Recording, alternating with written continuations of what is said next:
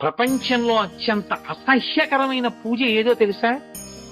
పువ్వుని పట్టుకుని రేకుని విప్పేసి పూజ చేయడమే. అంతకన్నా దారుణమైన పూజ లోకంలో ఇంకోటి లేదు. అసలు వాడు వెంటనే పూజలోంచి తీసేయాలి వాడిని. వాడు పనికిరాడు పూజకి. హృదయ సౌకుమార్యం లేనివాడు, సత్వగుణం లేనివాడు పూజకి ఎలా పనికొస్తాడు? ఒక గులాబీ పువ్వుని పరమేశ్వరుడు ఎంత అందంగా నిర్మాణం చేశాడు. అంత అందంగా ఈశ్వరుడు నిర్మిస్తే దాన్ని పట్టుకుని ఇలా చిదిమేసి ఆ రేకులు తీసి పడేసేటటువంటి వాడు పూజ వాడు చేసేది. వాడు పూజ భంగం చేస్తున్నాడు వాడు. అందుకే పూజ యందు పువ్వు రేకులు విప్పి పూజ చేయడం నిషిద్ధ కర్మ.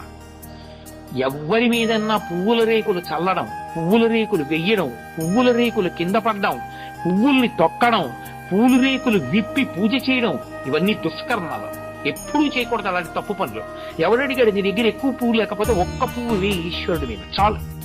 ఎవడు నిన్ను రెక్కలు విప్పి ఆ రేకులన్నీ తీసుకొచ్చి పూజ చేయడం ఏంటి? అసహ్యకరమైన విషయం తప్పది. ఎప్పుడూ చేయకూడదు అలాంటి తప్పుడు పనులు.